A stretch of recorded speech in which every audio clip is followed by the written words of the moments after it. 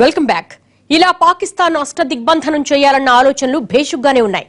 నిజానికి ఆధారుల్లో ఒక్కొక్క ముడి వేస్తుంటే పాక్ ఊపిరాడక ఉక్కిరిబిక్కిరైపోతుంది. కానీ దశాబ్దాలుగా ఎన్నిసార్లు నచ్చజెప్పినా మాట వినని పాకిస్తాన్, ఎన్నిసార్లు యుద్ధాల్లో ఓడించిన దారికి రాని పాకిస్తాన్ ఇలా అష్టదిగ్బంధనం చేస్తే దారికొస్తుందా, లేక దున్నపోతు మీద వాన పడ్డట్టు దులుపుకుని వెళ్లిపోతుందా?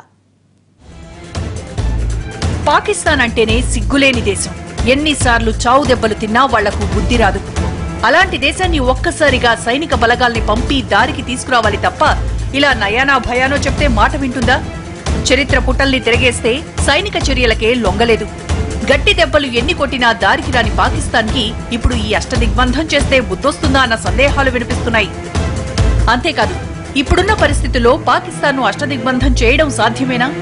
ఒకవేళ చేసిన ఉపయోగం ఉంటుందా అన్న అనుమానాలు వ్యక్తమవుతున్నాయి.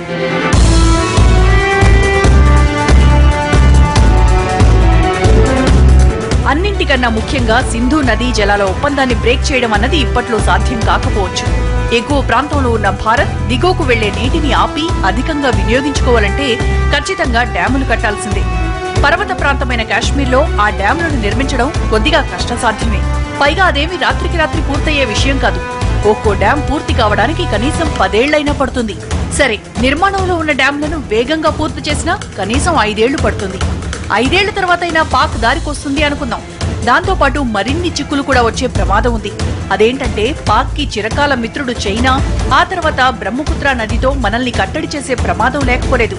ఇప్పటికే బ్రహ్మపుత్ర నదిపై ఇష్టానుసారం డ్యాములు నిర్మించేస్తున్న చైనా మరిన్ని ఆనకట్టలు కడితే ఈశాన్య భారతం ఎడారైపోవాల్సిందే. పాక్ చైనాల దోస్తీకి నేపాల్ మీదుగా చైనా పాక్ లోని కరాచీ వరకు వేస్తున్న కారిడారే ప్రత్యక్ష ఉదాహరణ. ఈ సింధు ఇది అయిపోయిన తర్వాత కూడా పాకిస్తాన్ మన ఇండియా ఏముంటుందంటే చైనా దురాక్రమణకు ప్రయత్నం చేస్తున్నది. మనం ఉభయలు ఒక తిరిగి ఉండాలంటే అప్పుడు ఫీల్డ్ మార్షల్ అయూబ్ ఖాన్ అంటే నేను కూడా సంప్రదిస్తాడు. కానీ అతను ఏం చేశాడు, పాకిస్తాన్లో కొంత మన ఆక్యుపైడ్ కాశ్మీర్లో కొంత భాగాన్ని చైనాకి ఇస్తాడు. ఎందుకంటే చైనా సహాయంతో కాశ్మీర్ని ఆక్రమించుకోవాలనే దురుద్దేశంతో చేశాడు. అందుకని అప్పుడు కూడా అంటే మనం ఇంత సహాయం చేసినప్పటికీ ఫీల్డ్ మార్షల్ అయూబ్ ఖాన్ మనకు మోసం చేశాడు. అందుకని పాకిస్తాన్ మనకి ఎప్పుడో ముఖ్యంగా కాశ్మీర్ ద్వారా మనకు సహాయం చేస్తాననుకోవడం, చర్చల ద్వారా పరిష్కారం అవుతానుకోవడం మనకు మనం ఏదుంటుందో మోసపుచ్చుకోవడం తప్పించి మిగతాది. ఇక ఒప్పందాన్ని రద్దు చేసుకోవడం కూడా అంత సులువైన వ్యవహారం కాదు. కనీసం ఈ ఒప్పందాన్ని పునఃసమీక్షించుకోవాలన్నా మధ్యవర్తిగా ఉన్న ప్రపంచ బ్యాంకు అంగీకరించాలి. అది కూడా అంత సులువైన విషయం కాదన్న అభిప్రాయాలున్నాయి. సరే, సింధు జలాస్త్రాన్ని ప్రయోగించడానికి అడ్డంకులున్నాయి. సరే, పాక్ ను ఒంటరి చేసినంత మాత్రాన దానికి బుద్ధొస్తుందన్నది అనుమానమే. ఎందుకంటే సార్క్ దేశాల్లో పాక్ ఒంటరినంత మాత్రాన దానికి పోయేదేమీ లేదు. పైగా సిగ్గు సెరవు లేని పాక్ కి ఎవరు దూరం పెట్టినా దానికి ఆ పట్టింపులేమీ ఉండవు. ఇప్పుడు కూడా పాక్ తో వేగలేని దేశాలే సార్క్ నుంచి పాక్ కి వ్యతిరేకంగా అడుగులేస్తున్నాయి.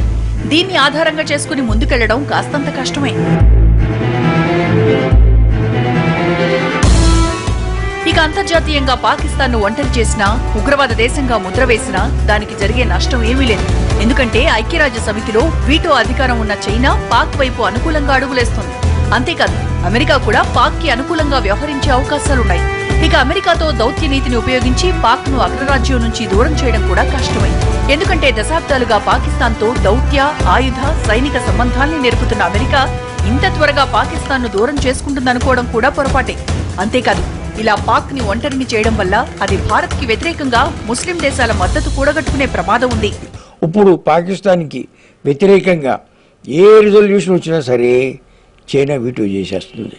కాబట్టి ఇన్ని దేశాలు మన తరఫున ఉన్నప్పటికీ కూడా ఇప్పుడు అంటున్నారు సార్క్ దేశాలైనటువంటి భూటాన్ను, బంగ్లాదేశ్ను, ఆఫ్ఘనిస్తాన్ను సార్క్ శిఖరాగ్ర సమావేశాన్ని బాయ్కాట్ చేస్తున్నాయి అన్నారు.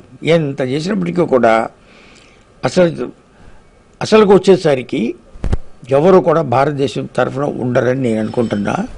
దానికి తార్కాణం 1962లో చైనా మన మీద దాడి చేసినప్పుడు 78 దేశాలకి నాయకత్వం వహిస్తున్నటువంటి అలీన దేశాలకి నాయకత్వం వహిస్తున్నటువంటి నెహ్రూ ఇండియాలకి తరఫున మాట్లాడినవాడు ఒక్కడు లేడు. ముళ్ళును ముళ్ళుతోనే తీయాలన్నట్లు పాకిస్తాన్ కి బుద్ధి చెప్పడానికి అది అనుసరించే విధంగానే సర్జికల్ దాడులకు తెగబడాలన్నది కొందరి వాదన. కానీ నీతి తప్పి ఆ దారిలో భారత్ అడుగులేయడం కాస్తంత ఇబ్బందే. అంతేకాదు, ఇది కూడా ఒక దారిలా కనిపించినా ఆపై భారత్ అంతర్గత భద్రత తీవ్ర స్థాయిలో ప్రమాదంలో పడే అవకాశం ఉంది. ఇప్పటికే దేశవ్యాప్తంగా భారీగా స్లీపర్ సెల్స్ ను రిక్రూట్ చేసిన పాక్ మరిన్ని ఉగ్రదాడులకు తెగబడే అవకాశం ఉంది.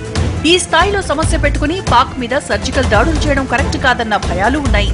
అయితే ఇప్పుడున్న పరిస్థితుల్లో అంతర్జాతీయంగా పాకిస్తాన్ దుష్ట పన్నాగాల్ని వీలైనంతగా పాపులర్ చేయాలి. పాక్ దుష్ట నీతిని ఎండగట్టాలి. కాదని కయ్యానికే కాలు దువ్వితే ఏ స్థాయిలో యుద్ధం జరిగినా పాక్ కి పోయేదేమీ లేదు. కాబట్టి పాక్ విషయంలో మాత్రం ఆచితూచి అడుగులేయాల్సిందే.